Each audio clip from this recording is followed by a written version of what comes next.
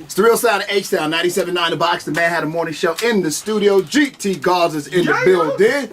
GT, I know that you're the seasoned vet now. Do you feel like, I asked you this before we even started talking about this, but do you feel like a seasoned vet? Because I always tell these stories. I remember when you was coming up, when you was still in middle school and high school, and for real, but now you kind of like the seasoned vet now, you know what I'm saying? Because when I first met you, you was a battle MC. Because I always thought you was better than everybody, but I don't know how you translate this battle MC to song.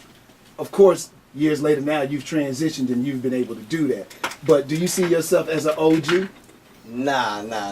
But I really appreciate everything you just said. Hey, we got a history. We got a mean history. So, hey, from J Mac to everybody, the whole team, man, y'all have always supported me, even on the underground circuit when I was battling and stuff like that. And those were some of the funnest times of my life because it really just showed a hunger in the city, and it showed a lot of unsigned artists and independent artists, like we said earlier, a sign of hope. So that was definitely cool. And even transitioning from battle rapping into music, I know people always have that stereotype that people can't switch over, and for a lot of the time it took me a little bit of time to switch over and actually learn how to compose a music. What changed? How were you able to transition, and what made you transition? Because you was killing people on the mic. I'm like, yo, this guy's killing them. I said, but there's no way to make that a record. I knew I just wanted something bigger, and I knew in order to do it, it was just like anything else, like basketball, football, tennis. Like you always have to just practice every day to get better. You're like, every day you get on the court, your crossover gonna get better, your defense gonna get better. So I just stayed in the studio for years. I was sleeping in the studio couch for like 2 years. Yeah. And just recording music because I knew one day my music could get to the point where it was where I wanted it to be. Do you feel like you had to compromise your music, dumb it down, to be able to do the stuff that you do? At times, I felt like maybe I should dumb it down, but I never really wanted to because I always wanted to stay true to myself. And I know sometimes that doesn't always win, but I did end up making records like Slab and a few other songs for the city that to me I feel connected with the culture from where I'm from. And that was one of the best things I could do, was connect with the people and the culture. That's right. Are you ever surprised? A lot of people think that you got to be like this this out of the atmosphere type artist to make a living doing what you love to do. So you've been able to do what you love to do. Your career has taken care of you.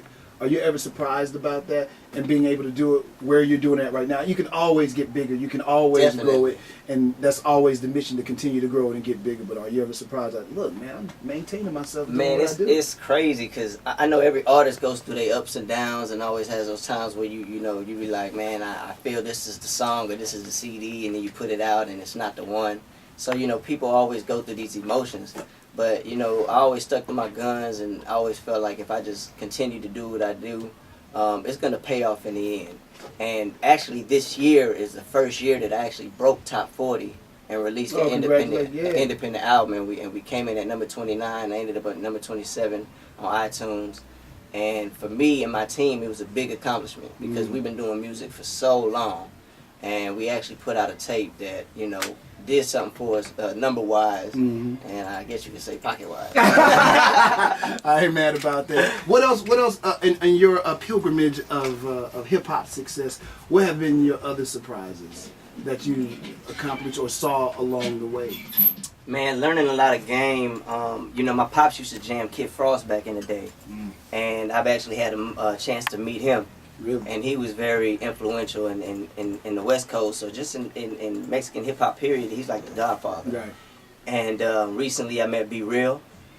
Me, Be Real got to chop it up, and I bet y'all did. Yeah, Dr. Green Thumb, he was very cool. Shout out to Baby Bash for linking me up with that, and we just conversated about music and hip-hop, things of that nature. And just meeting people along the road that you always looked up to, especially somebody like Slim Thug. Slim Thug put me up on a lot of game and just helped me boss up on the independent scene with merchandising, marketing, and making sure that I put the right music out, for the right reasons. Are you afraid at this point to sign with any labels? Because we've learned now that you guys can do this on your own. We're almost living in a time and age where you don't really need the record company anymore. For sure.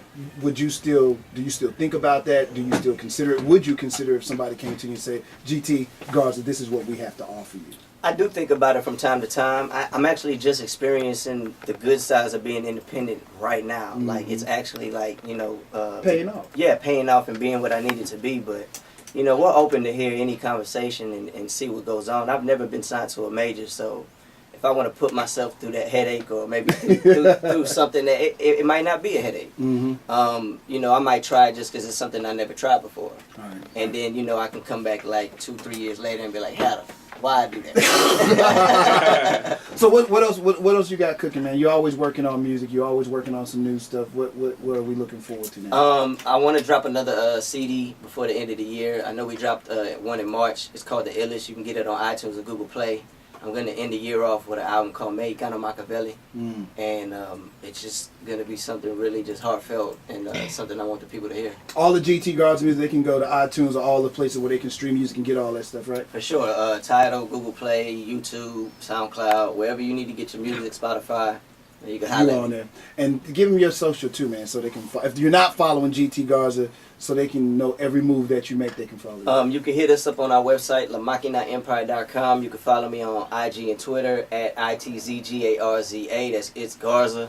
YouTube.com/GT Garza TV. And we in the H, man, City of the Screw. All right. So, hey, this Sunday, guys, it's the Dub Car Show. Make sure you're there. Make sure you're there early. Doors are open at 11. Show starts at 12. You don't know who's performing first. There are a slew of incredible artists, though. I will tell you that. You can still get tickets now. Text Dub Show to 24042 for your direct link. Other than that, my man GT Garza going to be looking for you Sunday at the Dub Car Show. And if J-Man want a rematch, let me know.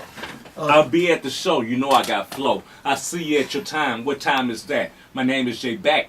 I got it. I gave him a shot. I gave him a shot. Oh, man. Come on, Jay. We're giving shots out here. We can shoot them all day. Hey, look, thanks for the opportunity.